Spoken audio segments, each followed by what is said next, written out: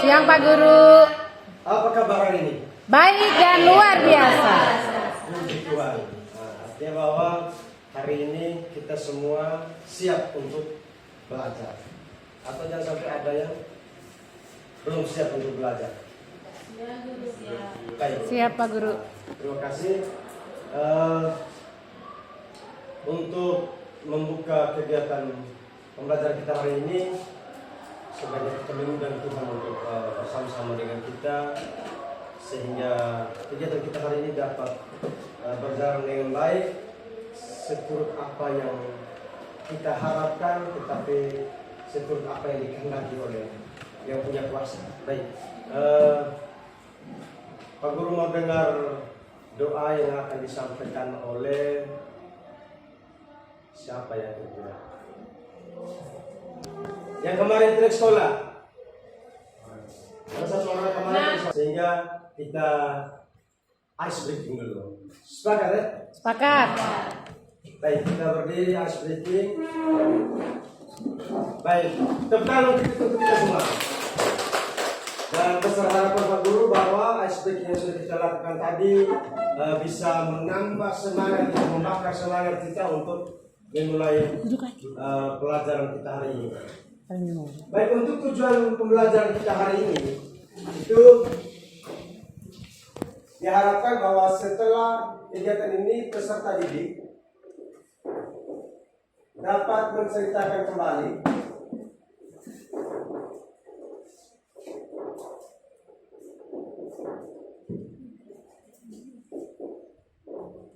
fabel yang dibaca atau didengar. Jadi tujuan kita hari ini adalah kita belajar tentang bagaimana kalian mampu menceritakan kembali fabel yang sudah kalian baca atau yang kalian nonton atau yang kalian dengar dari teman-teman yang kita bisa menceritakan kembali isi fabelnya. Baik, di sini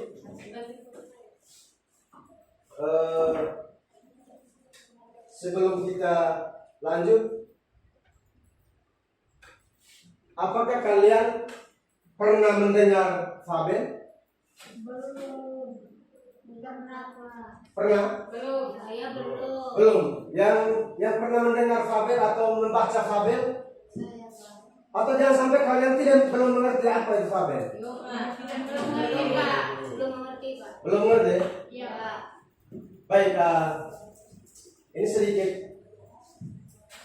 pencerahan tentang definisi fabel. Fabel itu sebuah teks sastra yang mengangkat tentang tetapi yang dilakoni oleh binatang. Dilakoni oleh binatang. Dan pada posisinya dalam cerita, binatang itu dia bisa berbicara seperti manusia, memiliki perasaan, dia bisa bertingkah seperti manusia. Artinya kita dalam fabel kita menggeser peran tokoh manusia itu ke dalam binatang. Artinya misalnya atau pernah di masa kecil dulu di TK atau di SD kalian pernah disukai misalnya cerita misalnya kancil dan orang mengenal buaya, kemudian bebek dan ayam dan kucing. Nah, itu yang disebut dengan fabel. Nah, hanya secara gambaran secara umumnya bahwa fabel itu teks sastra yang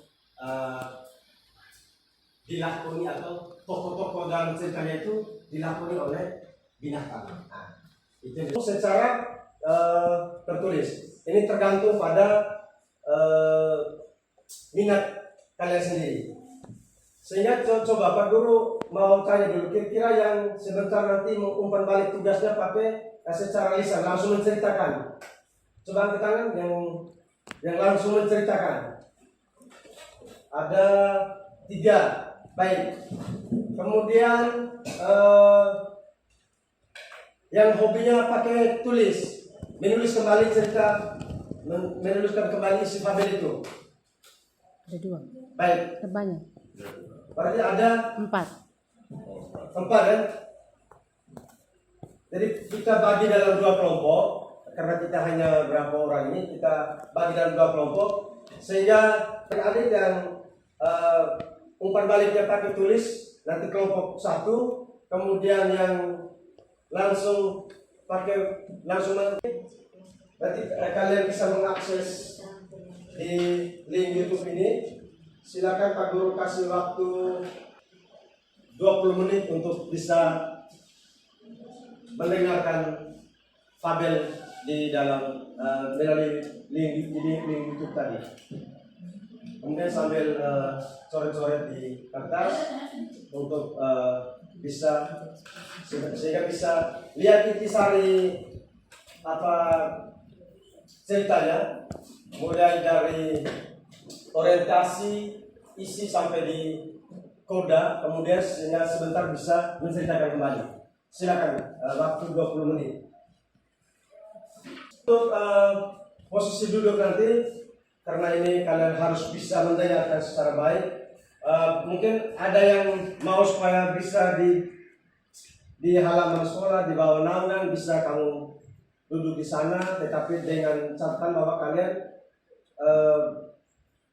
mendengarkan teks fabel itu dengan baik. Mungkin yang bisa di naungan Zohar, silakan kalian cari suasana yang lebih fresh sehingga bisa lebih nyaman. Yang penting nyaman untuk kalian bisa mendengarkan fabel itu. Masuk pada kegiatan presentasi. Jadi karena ini kalian 2 kelompok, kita coba perwakilan satu orang untuk membuat, kita undian siapa yang mau presentasi duluan. Pakai game apa yang sering anak-anak SD buat tuh. Silakan perwakilan kelompok 1 dan kelompok 2. Baik, kita tepuk tangan untuk kelompok 2 yang sebagai pemenang. Silakan kelompok 2 yang mempresentasikan ini. Kita tepuk tangan untuk kelompok 2. Yang berikut kelompok 1, silakan mempresentasikan hasilnya. Baik, kita tepuk tangan untuk kelompok 1. Bagaimana tinggi untuk kalian semua bahwa sudah secara bersama-sama, secara aktif mengerjakan diskusi atau melaksanakan diskusi ini sampai mendapatkan hasil dengan cerita yang luar biasa. Penilaian sementaranya bahwa apa yang kalian ceritakan itu tidak keluar dari teks aslinya atau cerita aslinya, tetapi kalian bisa memformulasikan kalimat, menggunakan diksi-diksi yang baik untuk yang tepat untuk bisa menceritakan kembali teks fabel yang sudah kalian dengar. Di akhir pelajaran kita hari ini, Pak Guru sudah menyiapkan link Jamboard 5 menit untuk kita sama-sama merefleksi kegiatan kita hari ini. Kemudian setelah itu di lembaran yang pertama, untuk lembaran yang kedua kita sepakati memang karena pertemuan berikutnya itu kita akan belajar tentang bagaimana kita mampu menulis atau membuat fabel, menciptakan sebuah teks fabel. Nah, sehingga di lembaran kedua silakan kalian menulis kira-kira untuk tatap muka berikutnya atau pembelajaran berikutnya kita menggunakan media apa, kemudian apa yang bisa menurut kalian, oh media ini cocok untuk materi yang nanti kita pelajari. Sehingga Pak Guru bisa mengintegrasikan semua masukan ini ke dalam rencana pembelajaran yang akan kita lakukan untuk minggu berikutnya. Beri waktu 5 menit untuk mengisi link Jamboard yang sudah Pak Guru tulis di papan.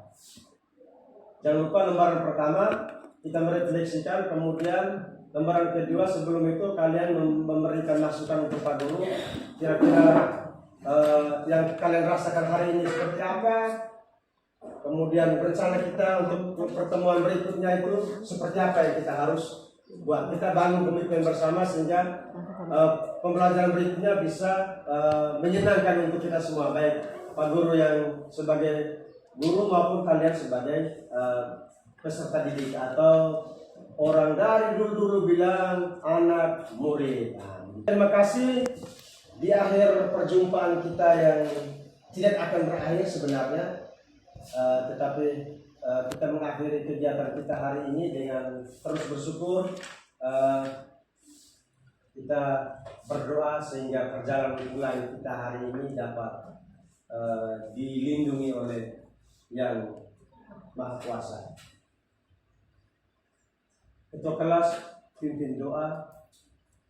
Baik, terima kasih untuk ketua kelas yang sudah memimpin kita doa. Terima kasih, sampai jumpa.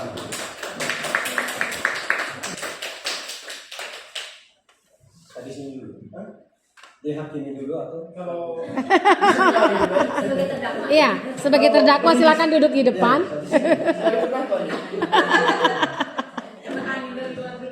baik, kita jaga komentar dari Observer. Yang pertama Ibu Yanti, ya. Silakan.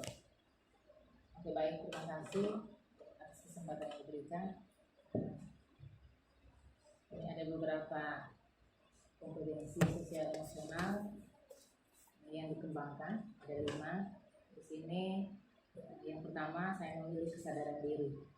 Kesadaran diri sini cara penerapannya pada kegiatan kelas tadi di bagian pendahuluan, yaitu bentuk penerapannya dalam bentuk doa tadi. Itu masuk di kesadaran diri. Kemudian yang dilakukan guru tadi, guru meminta siswa tadi untuk memimpin kegiatan pembelajaran dengan berdoa. Kemudian yang dijelaskan oleh guru yaitu secara tidak langsung guru itu memberikan menjelaskan berdoa itu, siswa itu berdoa secara sopan. Yang pertama. Kemudian yang kedua di sini saya ambil KSE yang kedua yaitu kesadaran sosial. Di sini pada kegiatan kelas, pada bagian kegiatan inti. Bentuk penerapannya itu diskusi, dalam bentuk diskusi tadi kan diberikan kepada beberapa kelompok melakukan diskusi. Di sini yang dilakukan guru memberikan kebebasan kepada siswa untuk melakukan diskusi, memberikan kebebasan di mana tempat mereka merasa nyaman tadi.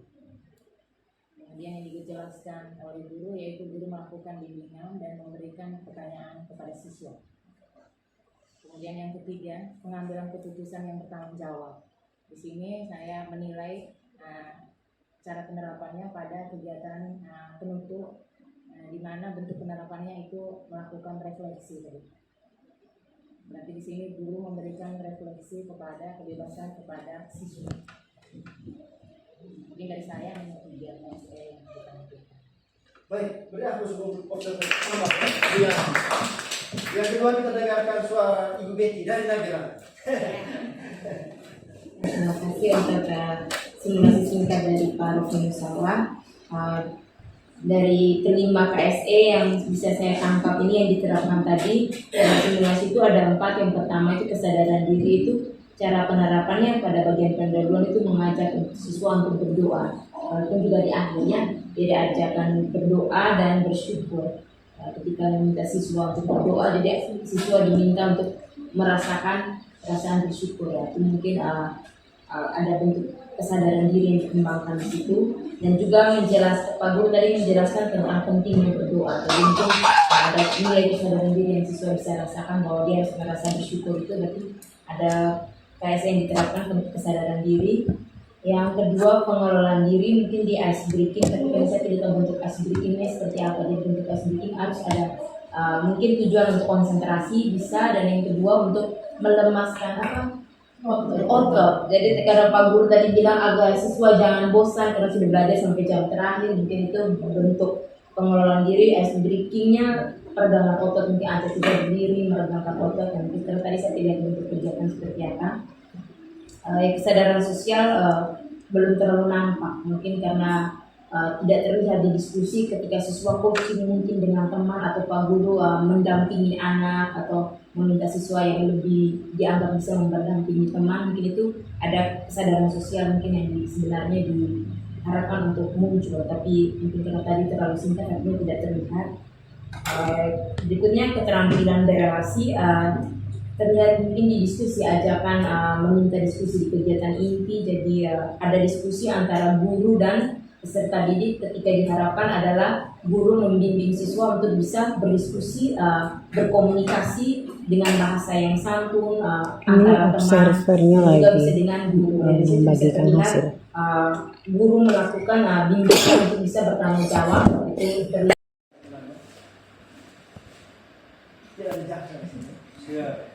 Baik, kembali dulu. Kita berdua, Silakan. Yunus dan juga Ibu Devi dan Tianti. Belajar diferensiasi, saya katakan ada dua hal yang penting di kurikulum Merdeka ini. Yang membedakan dari kurikulum yang lain itu adalah yang pertama adanya asesmen awal, asesmen diagnostik, yang kedua pembelajaran diferensiasi.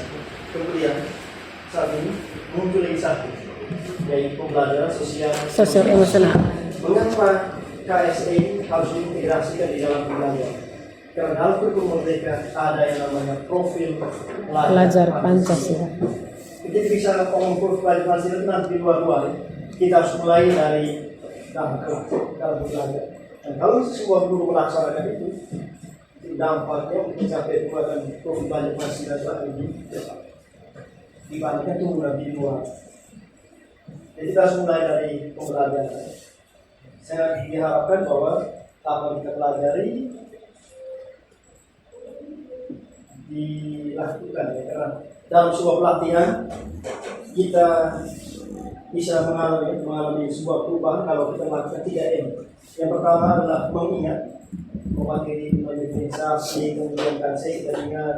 Yang kedua memahami, oh yang diferensiasi itu maksudnya seperti ini, KSE, integrasi KSE itu seperti ini. Dan yang terakhir melakukan. Nah ini yang penting. Kalau kita jadi tahap 1, tahap 2 tidak akan bawa perubahan ya. Dan kita akan melihat sebuah perubahan kalau kita sampai itu, kalau kita mengajar orang lain itu akan lebih kita paham. Dan hari ini ketika Bapak Ibu mendapat ilmunya, harapan kita adalah bahwa jangan sampai kita bergerak sendiri, tetapi teman-teman di sekolah juga harus bergerak bersama-sama.